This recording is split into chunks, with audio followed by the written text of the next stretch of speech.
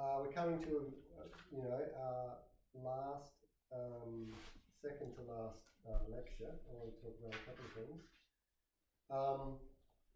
One more idea of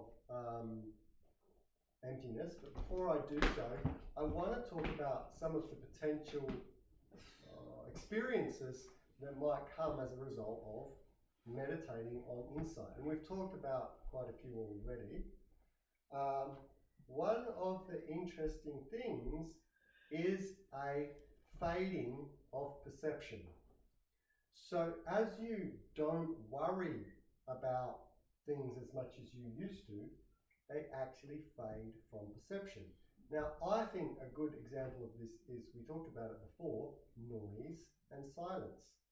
When you are very worried about noise and it annoys you, you perceive a whole lot of noise. Now, gradually you learn to just tune out of the noise. And as I said with that train, eventually you get to the point where you're meditating and you just don't perceive the noise.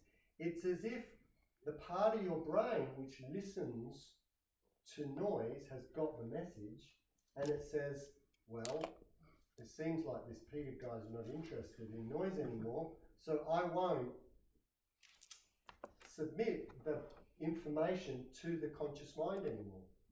And so there is a fading of phenomena. And so if you ever notice any fading, just go with that.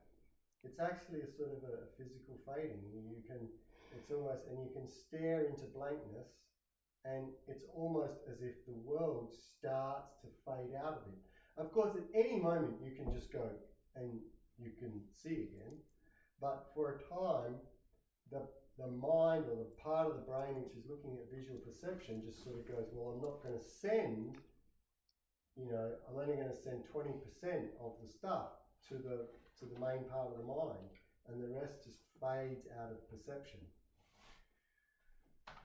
So you'll notice that may start to occur as you meditate on emptiness, and even as you do samadhi meditation as you're going along. The next experience, which is a bit of a cue for the next part of the course, is the awareness starts to come to the fore and the thinking mind starts to recede to the background.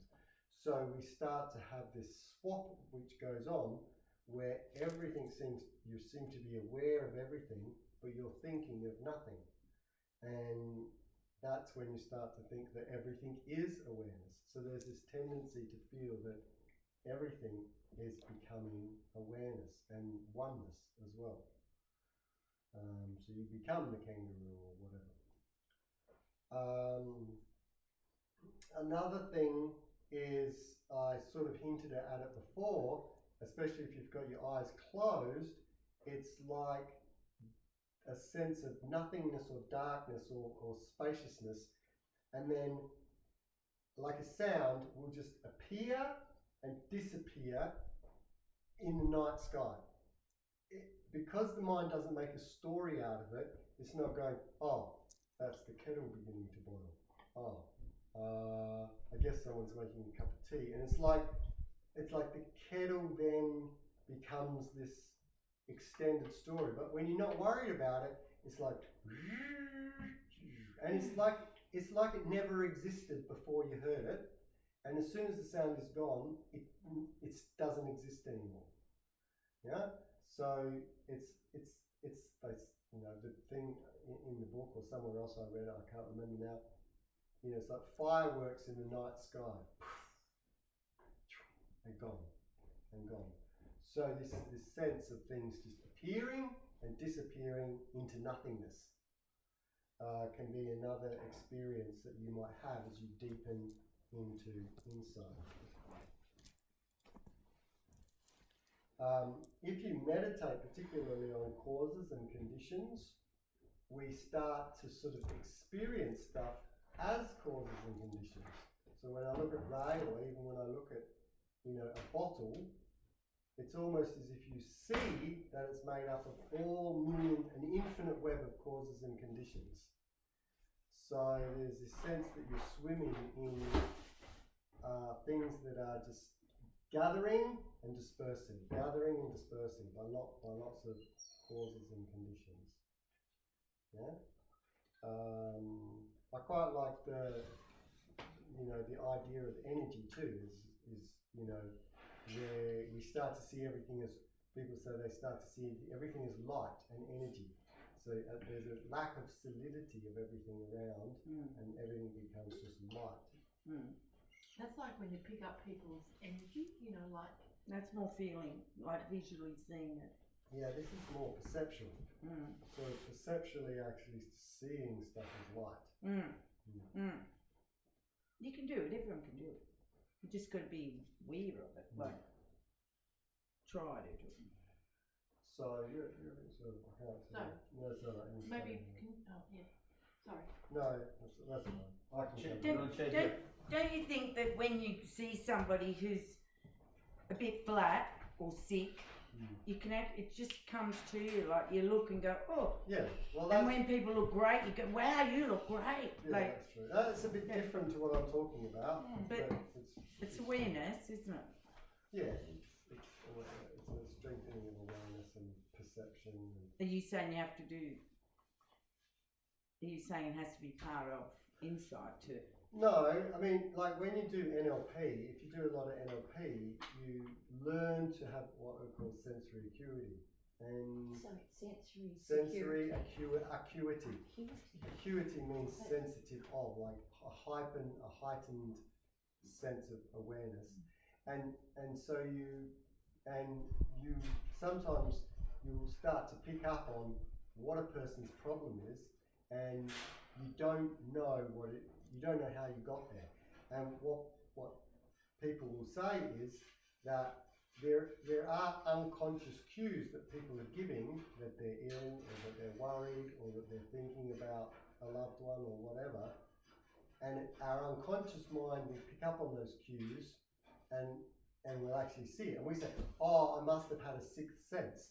But it's not actually, according to some people in the NLP community, it's not a sixth sense. It's just that you've become very good at picking up these very small bodily cues that you're unconsciously good at picking up, and you don't even know how you do it. Like Milton Erickson could put people into trance like that, but when you asked him how he did it, he sort of didn't know. And so other people would videotape him, and they would decode what he did. They saw what he did, and they said, do you know that you did this and you just said that at that exact time, and that's when she went into trance? And Milton was going, no. So he was sort of doing it by second nature. He just knew it without knowing how he did it. So but that's different to this. This is not so much, this is like when you're meditating and the mind is starting to really calm down and start to see the emptiness of things, your perception, it starts to infiltrate your perceptions, and even the way you perceive things starts to change. So you start to see things as light, or you start to see things as just being existent only in the present moment, not as a continuum. Or you start seeing it as things just appearing out of nowhere or going back into nowhere. Or you start to see things going into awareness. And we're going to come back to that because I've always stressed awareness. And as we go into the Finders course, it's just what we're going to keep on with is layers of awareness. So it'll just be a reoccurring theme because it's so important. That was like at the end of that Will Johnson meditation when he said like how did you say it? Your ankle is energy. See, is that the similar sort of thing that you said? The light. Yeah. Well, he's calling them the same thing. Correct. Yeah. So when you did that shavasana, like think of your ankle as. Yeah, it's just energy. It's just made up of light or energy. Either way, same. So what's the point of when you're doing? Because I found that helpful. I found that I felt lighter doing it. Because it's helpful. That's why I do it, because it sort of gets you into, and it's more realistic than seeing your foot as a solid mass of flesh, because it's actually not that. It's not that at all. Alright, so as the awareness grows, then and as things go beyond, see, stuff beyond mind is mystical. That's kind of what mysticism is. It's beyond mind. And gradually we are learning to go beyond mind. And so as that happens more and more, we see things more as a mystical type of experience. And we say mysticism because it's just hard to explain. And when it's unexplained, the word for it is mystic. And people who are not mystic have a real problem with that. You know, they think it's the work of the devil. But actually, it's just, there are experiences that are not part of the narrating mind. We have them all the time. But as we tune into that, nevertheless, that mysticism comes out, as I said, in many forms. It can come out as an expression of light, the divine, love, awareness, vastness. You know, all of these are just expressions of something which is beyond mind. So the mysticism starts to come to the fore. This can have many qualities. So from Rob's book, he says, things can sparkle with a joyful aliveness. Yeah, so things can start, even rocks can somehow be alive and there's a joy in them. You know, like that rock, that amethyst rock out there that may or may not be amethyst. Or they can have a sort of an unshakable, inexpressible peace to them. So, yeah, a landscape could be incredibly just peaceful because it's just the way it's meant to be. It's just perfect just the way it is. There can be a quality of eternality or timelessness about things. You know, this land here has been growing like this for millions of years. You know, it was like this thousands of years ago, and the Aborigines and, you know, whatever, or even before then. And there's this sense of timelessness can come to you. It could be radiant and luminous. There's a point where, in awareness, things do sort of have halos around you. Everything, even like the book, seems to have a luminosity about it. I was looking at yours yesterday, around your head, and at one point this thing went up like, I thought there was incense burning, because it looked like smoke. So we start to see, auras is different to luminosity. It's energy, it was like energy. Well, this is more luminosity of not objects. colours.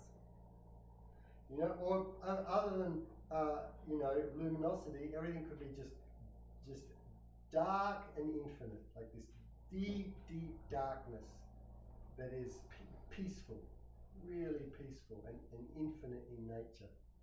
Have you seen all this, or you just sorry? Well, some of this is from Rob Babaya's book. Others is, you know, and But what have you experienced it as? Like, when you said luminosity, like silver shining light. All of those things, you know, I've been in states where everything is really dark and really peaceful. I've had experiences of piti, and as piti grows, you feel sparkly, but everything feels sparkly. I've also had a really deep sense of contentment, like I'm just sitting here and there is just absolutely nowhere else I would rather be.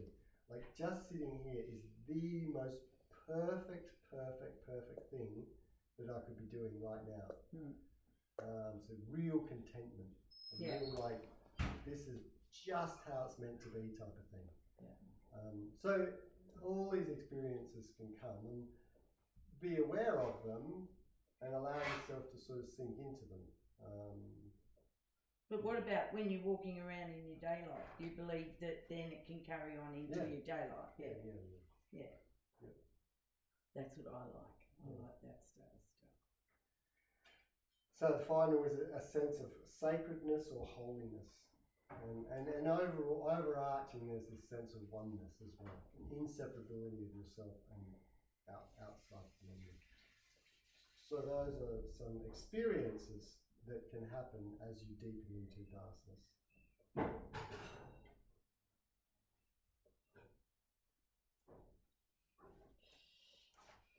And the reason I actually also say this is, even though anatta can deliver these experiences, sometimes visualizing these experiences can help you get a better feeling for anatta. So that they sort of, well, they're dependent. So they sort of, you can try visualizing luminosity, or try visualizing spaciousness, or try and imagine that everything is awareness, and it can help you have a deeper understanding. And then at the same time, say to yourself, anatta, anatta, not me, not mine, not me, not mine. And that can sort of help you get into this feeling of anatta. So I'm explaining them, A, so you know what to look out for, but also B, so you can sort of practice them almost and see if that helps you in the understanding. Now, I want to talk about awareness because we can get this feeling that everything around us is awareness. Now, there also was a school of thought that was around at the time of the Buddha called the Chittamatrin school, which translates to the mind-only school. Anyone heard of that? So, like today, there's many theories of existence. The Chittamatrin school believed that there is no reality, there is only mind. So it's a little bit like the Matrix, when you're walking around in the Matrix, everything is not real, it's all being programmed into your mind, except that in the Matrix, there's still a reality, it's just that you're in this pod or whatever, and the computer is feeding your mind. The Chittamatrin say, well, no, it's not that, it's just all mind. Yeah? And this can be a really, really good stepping stone towards going towards this understanding of anatta. So everything right now, or let's say we don't exist. None of this exists. It only exists in your mind. That's it. It's only a mind phenomenon. Never was a Big Bang. There isn't a universe. There's just mind. And the thing is, you cannot disprove it, can you? It's impossible to disprove. So you can look at it, and in a way, it has to be true, because in a way, like for example, when I look at something, say those stairs, light is bouncing off those stairs, it's coming into my retina, it's going to my optic nerve, it's then translated into electrical impulses. So it's no longer stairs anymore, it's now electrical impulses. It goes along the optic nerve into the visual cortex. The visual cortex does some programming, and it sends a picture to the conscious mind of stairs. So not only is it not only is it a theory, in one sense, it is true. Everything is a creation of your mind. So from a scientific point of view, so we know that we're looking at a picture of our mind. That's a given. That's absolutely a given. The question is there something out there that is triggering that picture, or is it just mind? Is it just mind only? And there's a school that says there's just a mind-only school. So if you go to space, you have to take your mind with you, because there's no other way. Like, we from this perspective believe there's space out there and planets and all that, even other beings and that, but that's from our mind. It is your mind. We can't go there without our minds. Yeah, that's still our mind, yeah. You know what I mean? Yeah. It's in your mind. It's not that we can't go there with our mind, because there is no there. It is your mind. It is our mind that would have to go there to believe that it's there. It's not that the mind goes there. That's still duality. You're saying a mind goes there as if there's another there. Yeah. It is mind. Yes. You can't go without your mind. Like, There's nowhere to go. it wouldn't even be. It wouldn't be there if you didn't travel with your mind. Yeah, if you can't see it, is it really there? No, that's what I'm saying. Like, we've wasted a lot of time on this planet talking about what's out there, whereas So according to the school, it is mind. Yeah, and I know what I mean. I'm glad you do.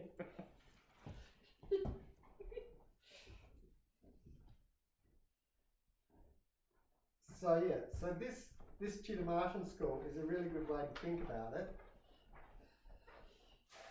And as I say, it's a way people relate to the world. And of course, from that point of view, there's no need to try to purify your body. There's no need to go on health binges. There's no need to do any of that stuff, because all of that is mind too. The body is just mind. There is no body. It's all mind. And so all you have to do is mental purification, and everything in the universe will purify. So purify the mind. Correct. So just purify the mind, and automatically the universe will purify, because the universe is the mind. Yeah?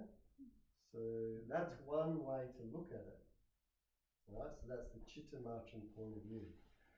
So which is correct? Is it the mind only school, or is it the reality school that we ascribe to? The mind only. That's whatever's useful to you. Yeah. Neither of them are correct. Either are correct. They're both correct. Doesn't matter. Well, if we're not the mind either. But yeah. They're, Can you pass me that mind illuminated book? whatever's true is what is useful. Yeah. So the emphasis in this school is to purify the mind, and so they would. So what Chuladasa says. Let me read it.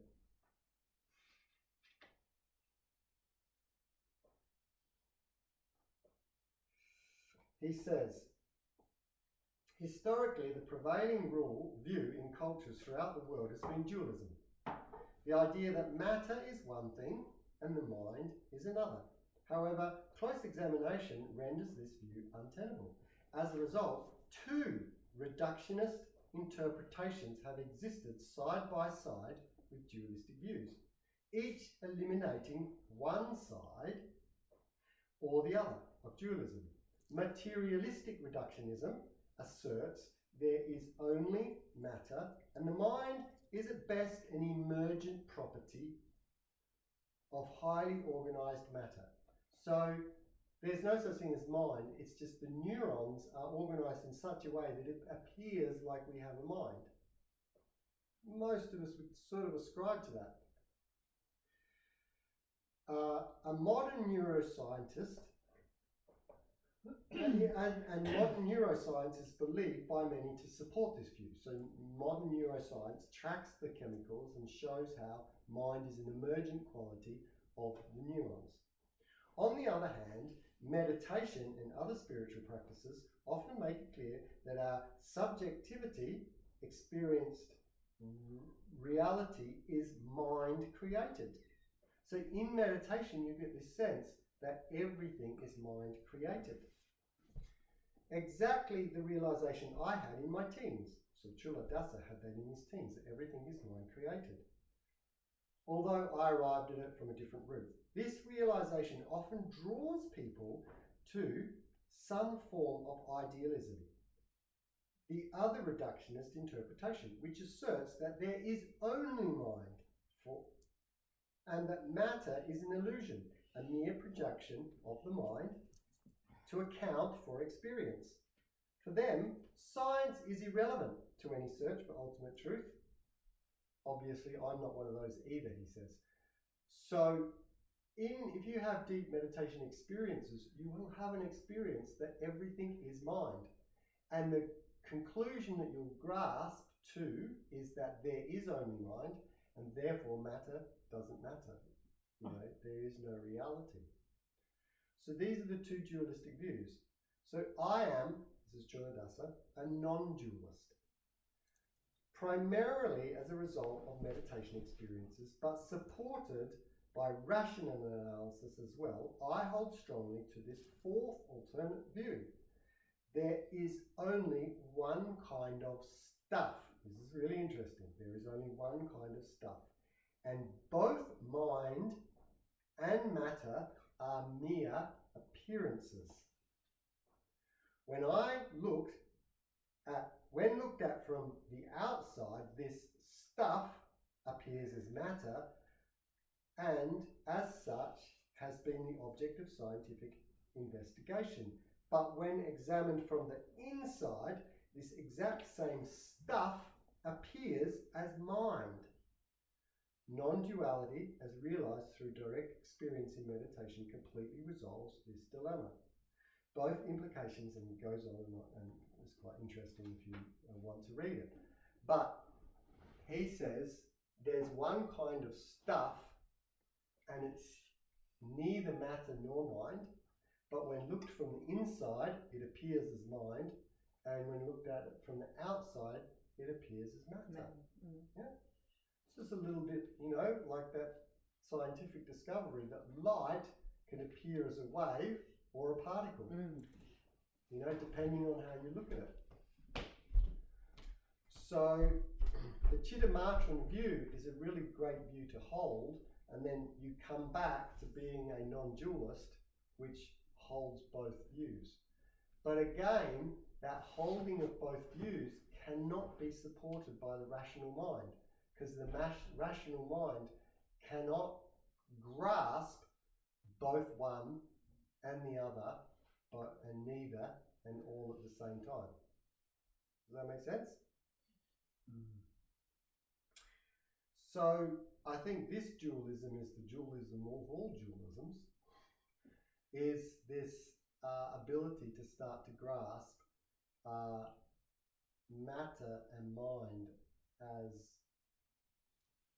the same, but neither as true. Yeah? And this is the middle way. This is the middle way that we ascribe to.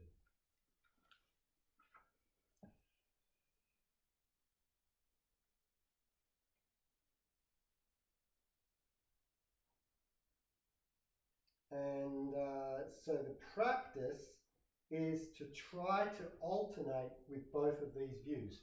Now, the realistic view is the easiest because that's what we ascribe to all the time. But try to sort of, like when I'm looking at this book, sort of think to yourself, I'm looking at mind. I'm looking at mind. It really is just mind. Well, and then sort of feel yourself slide over to, no, it's a book. I'm looking at a book. And then slide back again.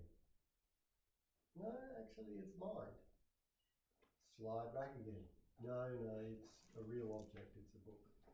So that can be helpful in your practice to slide from one view to the other, so that you can navigate being able to slide into, as Kathy said, whatever is useful.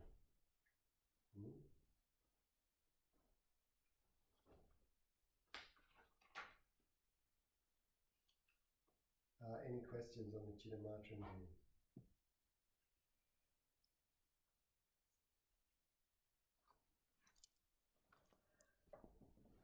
Or experiences of vastness?